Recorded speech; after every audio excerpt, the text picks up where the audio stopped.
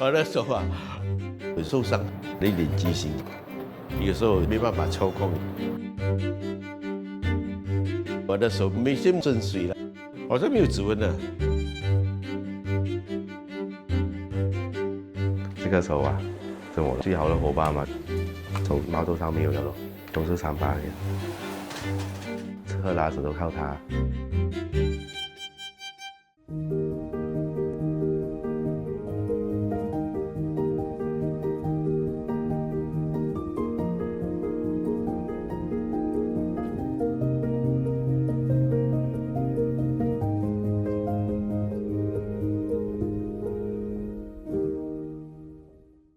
包的6号不要辣，可以收到。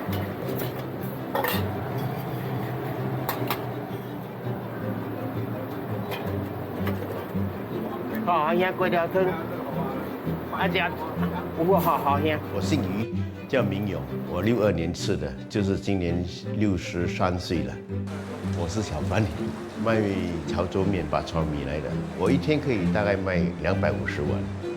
我单手煮面的话是没有什么诀窍，只不过是熟能生巧而已。打个比方，就好像说你抓面的时候，有时候面会抓多或者是抓少，那么就开始慢慢再调试，就把这个东西迎刃而解。应该没有什么东西我做不到，我已经习惯了，因为毕竟我不是刚刚发生这些事情。于明勇每天凌晨3点就来到了档口，多年来，他靠着一只左手养活了整个家庭。他是在40年前的一场意外中失去了右手。1984年，大概是4月10号，那一天，我在工厂里面做一个技师维修员，就修理机器的时候不小心滑倒，把我的右手放进那个齿轮，把它夹碎了。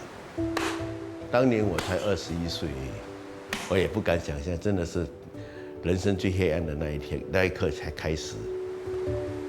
到目前为止，我的手神经线它还没办法跟我的大脑解除，说我已经没有这个痛。不过它的痛远远都是在那边。尽管剩下一只手，当时的女朋友还是嫁给了他。他决心凭着一只手拼搏下去。其实我曾经是自暴自弃，但是刚好那个时候就是我的太太，她真的是给我了很大的鼓励。那时候虽然我们认识不久，大概半年多，但是她也是依然跟着我一起受苦。孩子出事之后呢，她也去上班，她也去找工作做，那么我就在家里帮忙看孩子了。人生总必须要活下去，必须要走下去，路还有漫漫的长路，所以我就觉得我必须开始慢慢尝试学习用左手。一只手当作2只手使用，生活技能一切得从头学起。起初心里是战战兢兢的。印象最深刻就是那个时候我们没有来包小孩子的尿布嘛，都是要用安全扣针跟它扣住，那个时候才是最惊险的一幕，因为安全扣针有时候要跟它绑好来，那么有时候那个针要扎进去到肚子里面，真的是怕扎到他小孩子。在距离新加坡35公里的柔佛五级英达，有一位被顾客称为“杨过”的小贩，他每天用单手为生活打拼。杨过是著名的武侠小说人物。我名萧养正，我今年32岁，我卖沙煲咖喱鱼头了。为什么我叫杨过？是因为那时候我们小贩很多个档口了嘛，我对面那个安哥安弟他们2公婆，他讲你跟杨过一样啊，一个拿刀，一个拿插我头发了吧，就开始叫到今天，真的很多不懂我名养正。在当小贩之前，萧养正在新加坡的家私店工作。当年年仅20岁的他，未曾料到一场车祸将彻底改变他的人生。2012年12月，我跟我朋友住在这地了，住在 PIE 那条路，车祸。当我醒来的时候，我就到医院了。我一醒来的时候，他跟我说我的朋友已经去世了，我就接受不了。那时候很痛，真的很痛，有刀你在自己杀自己了。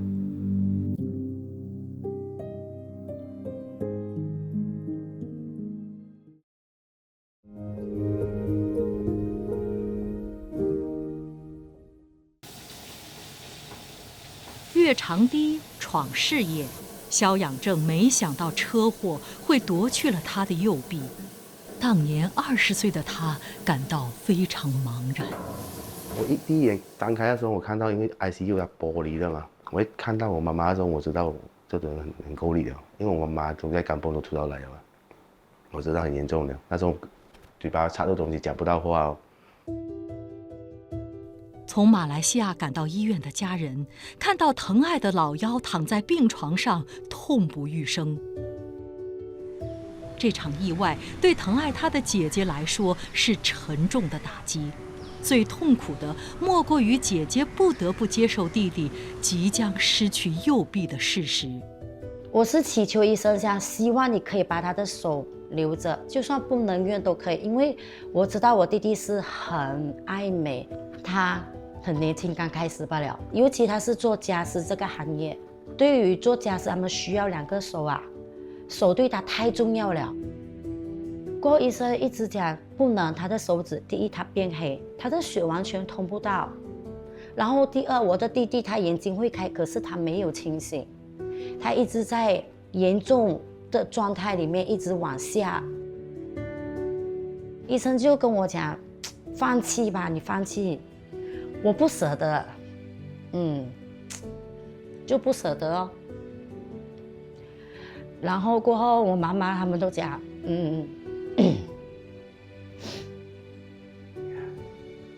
，sorry， 就是要留一个性命啦，在悲痛中，姐姐心如刀割地告诉养正，右臂必须切除。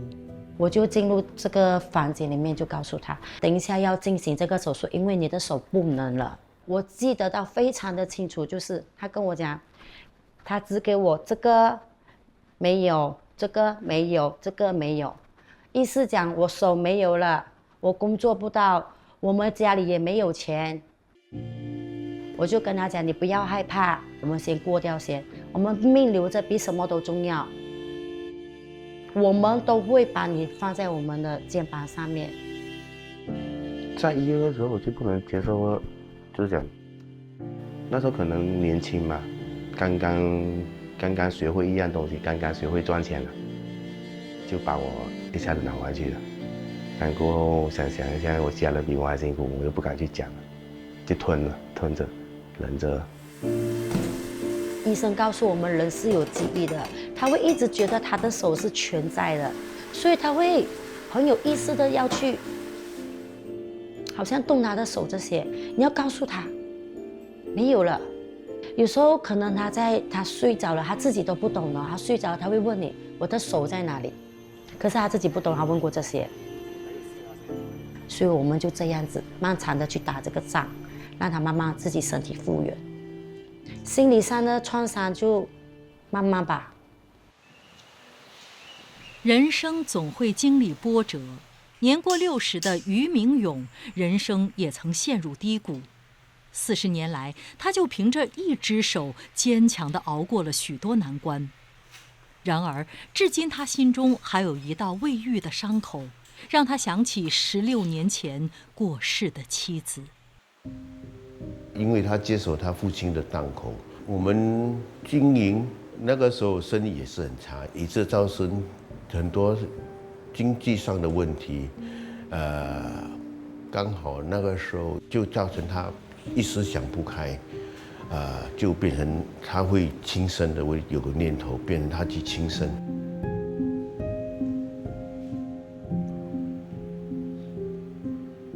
真的，我也真的没办法这样去接受这个现实。妻子的离世令俞明勇陷入极度的绝望。当时他有3个孩子，想到未来，茫然失措。我是真的跑到对面，把整罐酒喝下去，烈酒喝下去，跑到对面，爬到11楼，准备要跳下去的时候，我才突然间清醒，觉得说我不能够再掉下去，我不要让孩子更伤害得更严重。我不可能为了这个事，我结束我这生命，我会害到我们孩子的前途就更加没有希望。那个时候我就自己退下来之后，告诉我自己必须要坚强的活下去，无论我发生什么事情，我必须扛下来。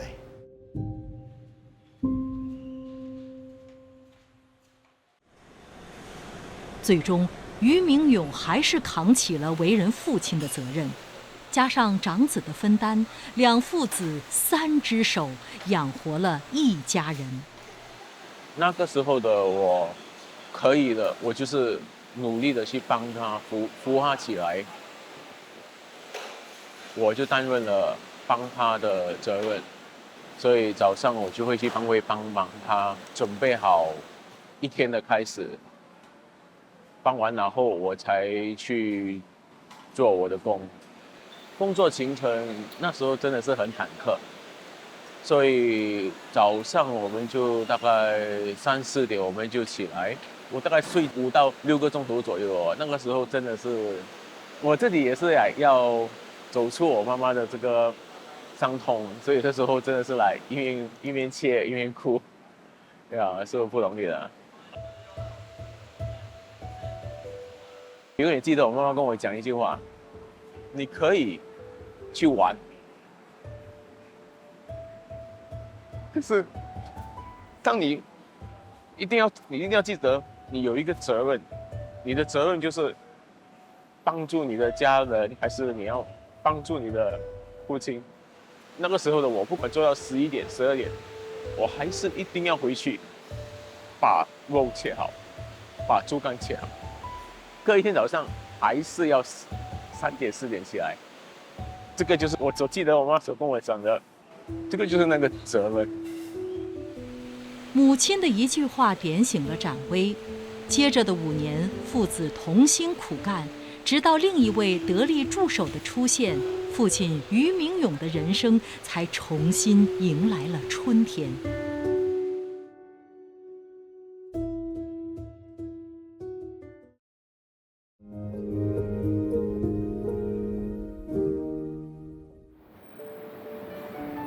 经过多年的努力，俞明勇的面摊终于步入正轨。在艰难的经营过程中，现任妻子的支持大大减轻了他的负担。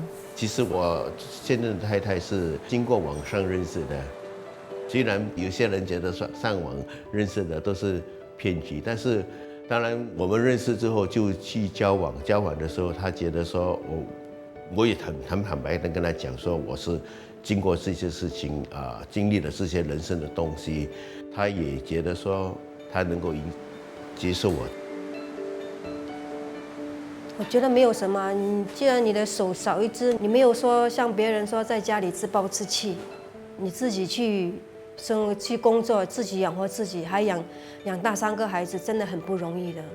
我就说很想认识一下这个男人，到底是怎样的一个男人。他不是那种油嘴滑舌的人，真的是老老实实的一个人，好像感觉生活给他的压力很大，很想去帮他，尽自己的能力去帮他，去心疼他。原本担任幼教老师的妻子，体恤明勇的工作艰辛，毅然辞职到档口全勤协助。我欣赏他，就少了一只手，还会继续去做这种工作，真的给我的感觉比有些人双手都还要厉害。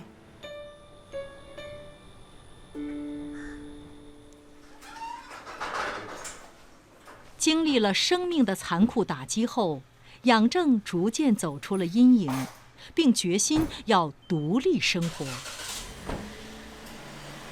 我第一样做的事就是驾车，这个我最记得的。我妈妈不肯我驾，我一定要驾。为什么？我也可以驾车，我的生活不会依赖人家的话，我不能驾车的话，我每天上下班都要依赖人家，这个是不是办法？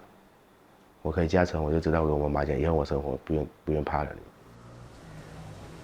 适应了单手生活后，肖养正决定创业，经营一个售卖瓦包美食的摊位。我的东西我全部要放好来哦，好像我一转头我就要拿这样东西，好像我要拿这样东西啊，我一定要放旁边。因为我这个手我接不到力嘛，我就一拿，不然就很慢了。我必须要徒手把握。切菜、洗碗、捧菜，这样我根本我一个人完成不了。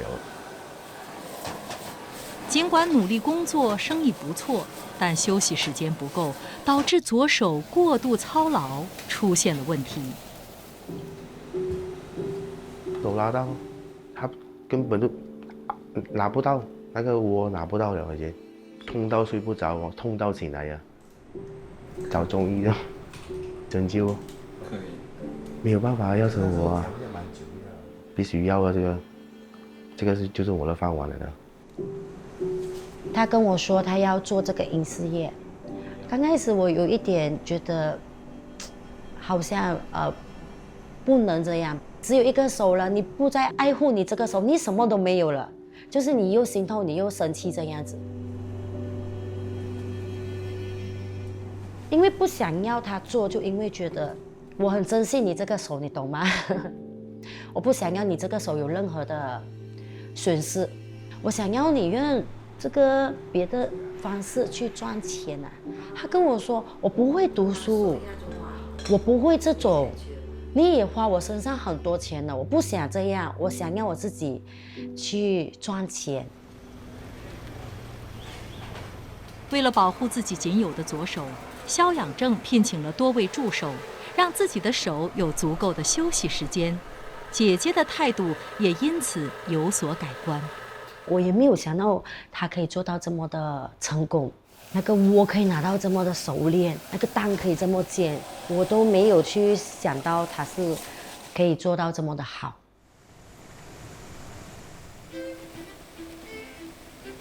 如今闲暇时间多了，肖养正重新投入了他热爱的嗜好。发现我自己可以钓鱼，就是我去找我朋友咯，我朋友在里面钓鱼，他去厕所叫我帮忙看一下，他有鱼吃，他给我就拿起来自然反应，他就会教我。自然反应的这个我也自己不懂。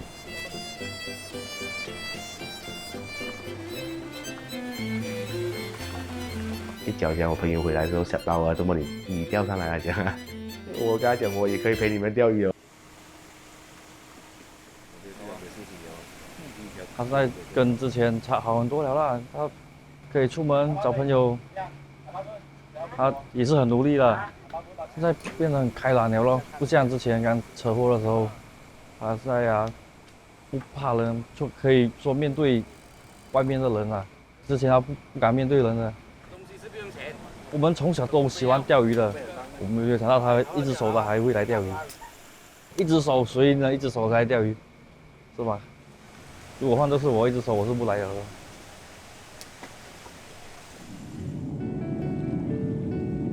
这个手啊，最好的伙伴嘛，毛头上没有了咯，赚了哦，就变这样了哦。甚至啊，我现在呀，看开了哦，因为我的命是赚回来的，我活一天我就赚一天了。现在，你像我现在我生活，你看我现在我12年出事，现在14年，我再赚了12年。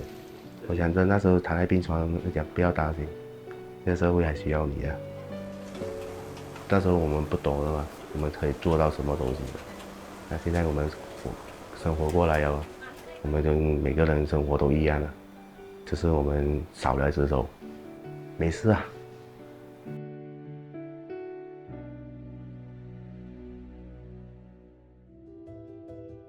我的手大致上会比较有畸形这样，因为每天煮面啊、磨面啊、泡水啊，所以基本上指纹都不见了。有时候关卡的时候都没有办法用盖章，用手印、刀子什么都不可以了。